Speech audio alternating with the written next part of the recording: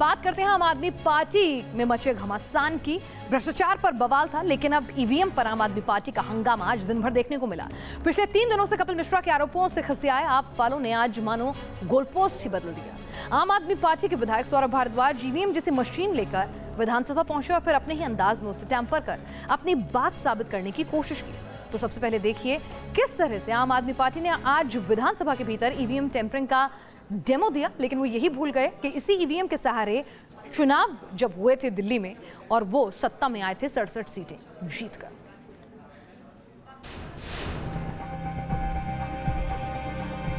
भ्रष्टाचार पर बवाल है, ईवीएम पर सवाल है। आरोपों के जवाब में ईवीएम की टेम्परिंग। देश को भ्रष्टाचार के उठते आरोपों पर दिल्ली के मुख्यमंत्री अरविंद केजरीवाल की चुप्पी टूटने का इंतजार था, लेकिन विधानसभा में आपने छेड़ दिया नया राग। केजरीवाल के विधायक सौरभ भारद्वाज हाथों में ईवीएम जैसी मशीन लिए पहुंचे और अपने ही अंदाज में करने लगे वोटिंग। दूसरा वोटर आया और एक मॉक टेस्ट है, जैसे सुबह सुबह दिखाया जाता है कि ये मशीन बिल्कुल ठीक है, वो आपको करके दिखाता हूँ। ये मैंने एक और वोट झाड़ू को दिया, दूसरा वोट मैंने फिर से हाथी को दिया, इनके भी 2 हो गए।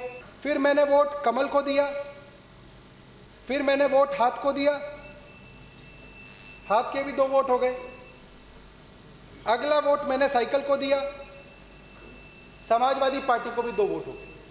अब आप लोगों के सामने मैंने ये टेस्ट कराया। आप 10-15 इसी तरह सौरभ ने 19 वोट डाले, इनमें 10 आम आदमी पार्टी को, 2 बहुजन समाज पार्टी को, 3 बीजेपी, 2 कांग्रेस और 2 वोट समाजवादी पार्टी को डाले गए। फिर पेशे से इंजीनियर रहे सौरभ ने अपने हुनर का दम भरा और ईवीएम में लाइव टेम्परिंग भी करते दिखे। अपनी बातों से सौरभ ये साबित करने की कोशिश करते नजर आए कि चुनाव में खेल कितना गहरा हो सकता है। सौरभ भारद्वाज ने इसके लिए एक सीक्रेट कोड का भी जिक्र किया और फिर उसी के लिहाज से नतीजों में हेरफेर का दावा भी। अगर आपने तय कर लिया कि सरकार तो बीजेपी की है, तो कोड भी बीजेपी वालों को पता है। और अगर आपने 10 बजे तय कर लिया है कि अब आपको बीजेपी को जिताना है और अब जो जो वोट इस बूथ के अंदर डलेगी, बटन चाहे कोई भी दबे, वो वोट सिर्फ और सिर्फ कमल पे जाएगी, तो उसका कोड है 123414। कैसे हम चाहें कि अब जितने भी वोट 10 बजे के बाद डले वो सारे के सारे बीजेपी पे जाए। तो एक वोटर आया, उसने अपना नाम दिया, पर्ची दी, उसकी मशीन को एक्टिवेट कराया गया और अब उसने अपना वोट डाला और वोट डालते ही जैसे ही आवाज आई उसी दौरान उसने सीक्रेट कोड डाल दिया। मैं आपको दिखाऊंगा कैसे डालते हैं।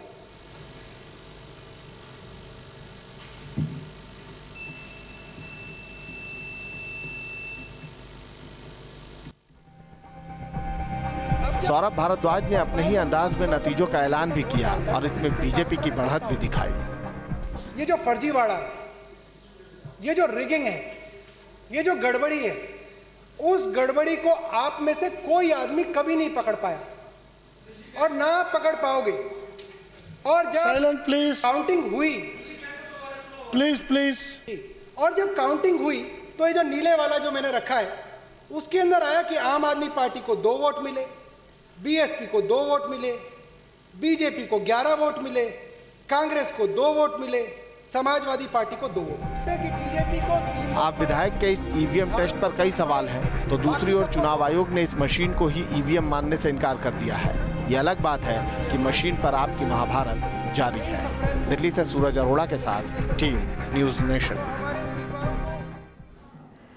तो मकसद ईवीएम में गड़बड़ी का डेमो देना था या फिर अपने ऊपर लगे आरोपों से जनता का, मीडिया का ध्यान भटकाना। बहरहाल सौरभ भारद्वाज ने दिल्ली विधानसभा चुनाव में ईवीएम पर सवाल उठाए, ईवीएम जैसी मशीन में टैंपरिंग के जरिए वोटों में हेरफेर का दावा किया।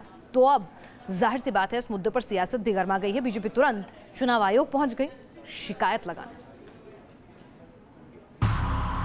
ढांचा अलग है, मशीन अलग है, लेकिन इसकी टेम्परिंग के जरिए आम आदमी पार्टी ईवीएम को कटघरे में खड़ा करना चाहती है। एक मशीन लाया हूं जो हूबहू electronic voting machine, EVM machine की तरह है। सवाल भी हैं और बवाल भी। कुछ सवाल आम आदमी पार्टी उठा रही है और कुछ सियासी विरोधी। पहला सवाल ये कि क्या ये मशीन ईवीएम है? अगर नहीं तो इस मशीन की विश्वसनीयता क्या है? जो सीक्रेट कोड सौरभ भारद्वाज दिखा रहे हैं वो कहां से मिला? इसी तरह के ईवीएम से हुए चुनाव में आम आदमी पार्टी को प्रचंड बहुमत मिला। तो क्या आम आदमी पार्टी को उस जनादेश में भी खोट नजर आता है? चुनाव आयोग की ओर से ईवीएम टेम्परिंग की चुनौती को आखिर आम आदमी पार्टी ने क्यों नहीं स्वीकारा? उन्होंने दिखाया कि कितना आसान है छेड़छाड़ करना और बहुत बड़े स्तर के ऊपर छेड़छाड़ की जा रही है। ये देश के लिए बहुत बड़ा खतरा है, जनतंत्र के लिए बहुत बड़ा खतरा है और देश के हर नागरिक को इसके खिलाफ आवाज उठानी। चुनाव आयोग ने खारिज कर दिया है, चुनाव आयोग ने खारिज कर दिया हम तो कहते हुए कि वो ईवीएम नहीं है जिससे चुनाव होता है। हम तो कह रहे हैं आप अपनी ईवीएम दे दीजिए, उसका मदरबोर्ड चेंज करना है, 90 सेकंड लगते हैं, वो अपनी ईवीएम देंगे, उसका मदरबोर्ड चेंज करके दिखा देंगे। आम आदमी पार्टी ईवीएम पर रार ठाने है, लेकिन विरोधियों को लगता है कि ये केजरीवाल पर लगे आरोपों से ध्यान भटकाने की कवायद भर है। तो ये 12 तारीख को जाएं इलेक्शन कमीशन के पास और ये जो ड्रामेबाजी टंटेबाजी यहाँ पे इन्होंने की है, डिवर्ट करने के लिए लोगों का ध्यान कि जो करप्शन के चार्ज इनके ऊपर लगे हैं पैसे के लेन देन के, वो लोगों के दिमाग में से निकाले जाएं, वो वहां पे बजाय अगर वहां पर जाके प्रूव करेंगे तो बेटर होगा। आज इस बात का जवाब दें, पैसे लेने वाला विधानसभा में बैठा है, पैसे देने वाला विधानसभा में बैठा है और गवाह भी विधानसभा में बैठा है, लेकिन स्पीकर महोदय मूल है, उनका मुंह बंद है, क्यों मौन व्रत पर बैठे हैं? हम इस बात का जवाब मांगते हैं। सॉफ्टवेयर से तो छेड़छाड़ हो सकती है, इसमें कोई दो राय नहीं। भाई बैंक है, हम बैंक में पैसा रखते हैं, अपना लॉकर रखते हैं, बैंक भी तो लूट सकता है। बात यह है कि क्या उसमें इतने सेफगार्ड सेफ्टी सिक्योरिटी है कि वो बात नहीं हो पाती। दूसरा, क्या जिस विस्तार में जिस स्केल पर बड़े चुनाव होते हैं जिसमें हज़ारों लाखों मशीनें जाती हैं, हर कॉन्स्टिट्यूंसी में कैंडिडेट के पार्टियों के नंबर अलग अलग होते हैं, क्या उस स्तर पर इतने कोड्स बढ़ सकते हैं, इतनी खूबी से ये सब काम हो सकता है? सवाल इसका है। दूसरा, जो मशीन इन्होंने दिखाई, कम से कम मैंने फिजिकली जिस मशीन पर वोट किया है आज तक, वो और ये मशीन अलग अलग है। जाहिर है दिल्ली एक बार फिर कुरुक्षेत्र बनती दिख रही है। डैमेज कंट्रोल के ईवीएम से आम आदमी पार्टी हंगामा मचाए है तो बीजेपी आम आदमी पार्टी की मान्यता खत्म करने की मांग करने चुनाव आयोग के दर पहुंच गए। ईवीएम में छेड़छाड़ के मुद्दे को लेकर चुनाव आयोग ने 12 मई को दिल्ली में सर्वदलीय बैठक बुलाई है, लेकिन उससे ठीक पहले दिल्ली सरकार ने विधानसभा के भीतर ये दिखाने की कोशिश की है कि ईवीएम में छेड़छाड़ की जा सकती है। ऐसे में अब देखना है कि आम आदमी पार्टी 12 मई को जब चुनाव आयोग के सामने आएगी तो अपना क्या पक्ष रखती है। वीडियो जर्नलिस्ट चंदन के साथ मोहित राज दुबे, न्यूज़ नेशन, दिल्ली। आम आदमी पार्टी ईवीएम पर बवाल कर रही है तो दूसरी ओर कपिल मिश्रा ने केजरीवाल और उनके आसपास के लोगों पर आरोपों की लगातार बौछार कर रखी है और सभी मुद्दों पर अपनी राय रखने केजरीवाल फिलहाल चुप बैठे हैं। वो ईवीएम पर बोलते हैं लेकिन आरोपों पर अब तक चुप्पी साधे बैठे हैं। जिस गुरु से धनुष बाण चलाना सीखा, आज उसी पर तीर चलाने हैं। कुर्सी जाने का अगर आपको डर है तो बिना इस्तीफा दिए करावल नगर की सीट से मेरे सामने चुनाव लड़ लीजिए। परविंदर जैन जी के बीच कैश एक्सचेंज की, दूसरी एफआईआर अरविंद केजरीवाल जी के रिश्तेदारों को इलीगल जमीन देने की। यात्राओं की जानकारी नहीं दी तो कल सुबह से अनशन पर बैठूंगा। कभी केजरीवाल के खासम खास माने जाने वाले कपिल मिश्रा आरोप पर आरोप मढ़े जा रहे हैं, लेकिन केजरीवाल हैं कि अपना मौन तोड़ने को तैयार नहीं। कपिल मिश्रा घर का भेदी बनकर एक के बाद एक ऐसे राज उगल रहे हैं जिसकी आज तक किसी को भनक ही नहीं थी। कपिल मिश्रा की हर जुबान अपने आप में एक खुलासा है। पैसे के लेन देन से लेकर एमसीडी चुनावों में उम्मीदवारों से पैसे लेने की बात अब पर्दे से बाहर आ रही है। सवालों की लंबी फहरिस्त है। हर कोई कपिल मिश्रा के आरोपों का जवाब जानना चाहता है, लेकिन केजरीवाल की खामोशी टूटने को तैयार ही नहीं। मंगलवार को कपिल मिश्रा ने केजरीवाल और उनकी टीम पर हमले तेज कर दिए। सुबह सुबह उन्होंने केजरीवाल पर पहला वार चिट्ठी के जरिए किया। मैं भी इस्तीफा देता हूं और आप भी चुनाव के मैदान में आ जाइए। सीट आपकी मर्जी की, आपके पास पैसे की ताकत है, लोगों की पूरी टीम है और मैं अकेला हूं। आइए लड़ते हैं चुनाव। है आप में हिम्मत जनता का सामना करने की? कपिल मिश्रा इतने भर में रुकने वाले नहीं थे। कुछ देर बाद फिर 3 लिफाफों के साथ मीडिया के सामने आए। इन 3 लिफाफों में सबूतों का दावा था। कपिल मिश्रा ने सीबीआई को तमाम सबूत सौंपे और शिकायतें भी दर्ज कराईं। कपिल के आरोपों की फहरिस्त बहुत लंबी है। कपिल का दावा है कि उन्हें अब तक आप नेताओं के भ्रष्टाचार से जुड़ी 211 शिकायतें मिली हैं। कपिल ने केजरीवाल के समर्थकों पर जान से मारने की धमकी देने का भी आरोप लगाया है। कपिल ने आप नेताओं की विदेश यात्राओं पर भी सवाल उठाया है। केजरीवाल पर रिश्तेदार की 50 करोड़ की लैंड डील का भी आरोप है। आरोप ये भी है कि सत्येंद्र जैन ने केजरीवाल के रिश्तेदार के 10 करोड़ के फर्जी बिल भी सही साबित किए। सबसे बड़ा आरोप पैसे के लेन देन का है। कपिल मिश्रा की माने तो उन्होंने सत्येंद्र जैन के हाथों केजरीवाल को 2 करोड़ रुपए लेते हुए खुद देखा है। एमसीडी चुनाव में भी वो पैसे के लेन देन का आरोप लगा रहे हैं। कपिल मिश्रा का आरोप ये भी है कि पंजाब चुनाव में पार्टी नेताओं ने टिकट के बदले उम्मीदवारों से पैसे लिए। कपिल मिश्रा के आरोपों से दिल्ली की सियासत गर्मा गई है। कपिल के आरोपों में कितना दम है ये भी जांच का विषय है। लेकिन हैरानी इस बात को लेकर है कि आखिर केजरीवाल ने इन सब आरोपों पर मौन क्यों साधा हुआ है। आखिर अरविंद केजरीवाल इन आरोपों पर कब जवाब देंगे। सूरज अरोड़ा, न्यूज़ नेशन, दिल्ली। और आइए अब आपको दिखाते हैं योगी का सख्त पैगाम। अवैध बूचड़ खाने वालों को चेतावनी दी तो कानून हाथ में लेने वालों को भी सख्त संदेश दे दिया। मेरठ में योगी ने एक बार फिर कानून हाथ में लेने वालों को आगाह किया है। लेकिन सवाल इस सब के बीच ये कि क्या योगी की बात गौरक्षक और एंटी रोमियो स्क्वाड के नाम पर गुंडागर्दी करने वालों को वाकई समझ आएगी।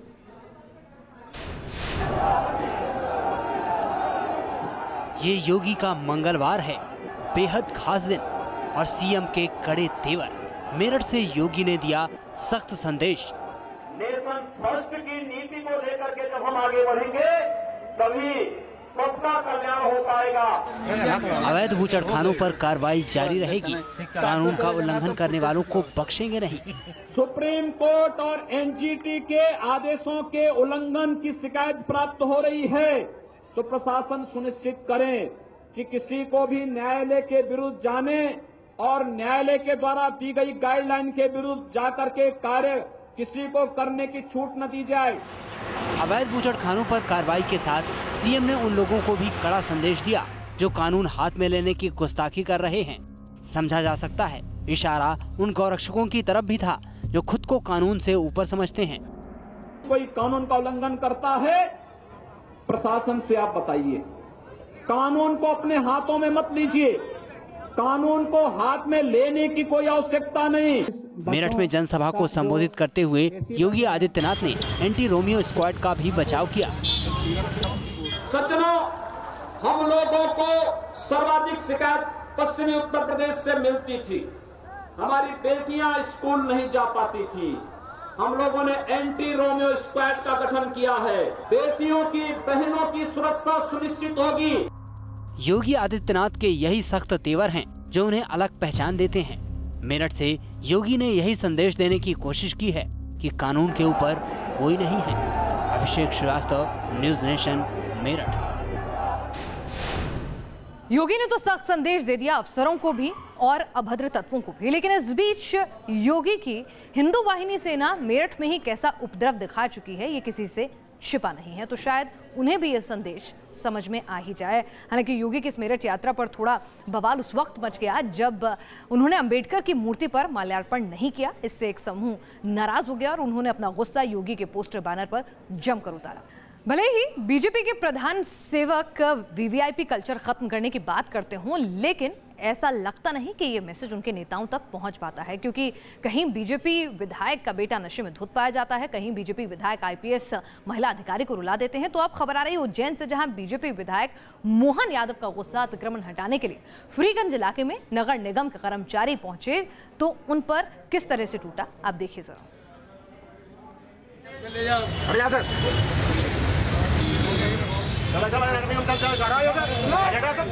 खबरदार, माननीय नाराज है। अब एक भी वोट गिराया तो खैर नहीं। नगर निगम की टीम उज्जैन के फ्रीगंज इलाके में अतिक्रमण हटाने पहुंची। निगम के बुलडोजर के आगे गैर कानूनी कब्जे धराशायी होने लगे तो विरोध शुरू हो गया।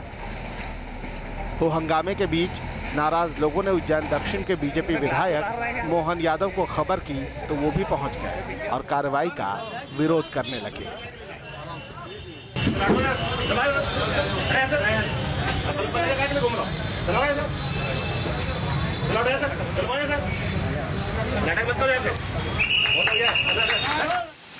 इल्जाम है कि मोहन यादव नगर निगम के उपायुक्त पर लाल पीले हो गए, उन्हें धमकाया और कर्मचारियों को कार्रवाई से रोक दिया। विधायक जी के गुस्से के आगे नगर निगम वालों की एक नहीं चली। और वो अपना लाव लश्कर लेकर चलते बने। काम सरकारी था, गैर कानूनी कब्जे के खिलाफ था, लेकिन जनता की नुमाइंदगी के नाम पर विधायक जी अपनी पर अड़े हैं। दबंगई को दलीलों में लपेटकर सही साबित करने की कोशिश कर रहे हैं। हम इंक्रोचमेंट की बात कर रहे थे, कोई चढ़ाव आगे कर लेगा पीछे कर लेगा, इससे अतिक्रमण नहीं बोलते। अतिक्रमण नहीं बोलते कि जमीन की मालिकियत ही आपकी नहीं, और बड़े बड़े मकान बना लिया आपने, बड़ी बड़ी होटलें बना लिया आप, यह अतिक्रमण होता है, इसको अवैध निर्माण बोलते हैं। वहाँ तोड़ के दिखाए ना, 2-4 ब्लास्टिंग करे, बड़े बड़े बम ब्लास्ट करे एकदम इंदौर की तर्ज पे, तो लगेगा हाँ हमने कोई करे। किसी छोटे मोटे बोर्ड को हिलाने डुलाने से कोई अतिक्रमण नहीं। तो सुना आपने, ये अपने गुस्से के लिए बीजेपी विधायक की सफाई है, यानी सड़क के चौराहों पर ट्रैफिक की समस्या हो तो हो, लेकिन वहाँ कार्रवाई नहीं होनी चाहिए। बहरहाल विधायक जी अपने गुस्से को सही ठहरा रहे हैं और नगर निगम अपनी कार्रवाई को बिना किसी व्यक्ति के हितों को कोई प्रभावित करते हुए हमने कराया है। जो कुछ व्यवस्थाओं के तहत कार्रवाई करनी पड़ती है तो वो कार्रवाई तो होती ही है, और जहाँ तक मैं समझ रहा हूँ कि हमने कुछ भी ऐसा नहीं करा था कि जिसको ये कहा जा सकता है कि किसी का रोजगार छिनाया या कोई बात करी है। हम लोग अपनी कार्रवाई कर रहे थे, विधायक जी का अपना मत है उसके बारे में, तो निश्चित रूप से विधायक जी के साथ बैठ के बात करेंगे। उज्जैन को मोदी सरकार ने स्मार्ट सिटी की फहरिस्त में शुमार किया है, लेकिन सवाल ये कि अगर शिवराज के एमएलए ही इस तरह अवैध कब्जों पर कार्रवाई का विरोध करेंगे तो शहर स्मार्ट कैसे बनेगा। Team news nation.